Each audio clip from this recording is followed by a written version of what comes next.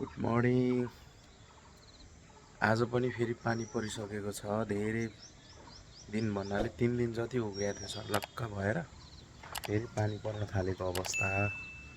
नेपाल त्रिशुली भेगमा चाहिँ बजारै भनौँ, बजारतिर पानी पर्न थालेको अवस्था भइसकेको छ। पानी पर्न थालेको भनेको झन् पर्न थाले टाङ टाङ टाङ टाङ गरेर। तपाईँहरूको गाउँतिर परेको कि नै? गाउँ सहरतिर अलि दिन रोकिएको जस्तो लागेको थियो, उग्रिया जस्तो लागेको थियो, अब फेरि पर्न थाल्यो। बर्खा चाहिँ अब यसरी नै उ होला जस्तो छ। बिहान नै पानी परेर ताल भइसक्यो छततिर नि।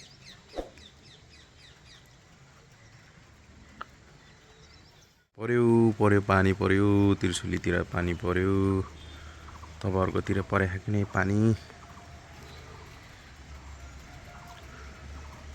यसपालि चाहिँ पानी धेरै परेको अवस्था छ। बर्खा लागिसक्यो।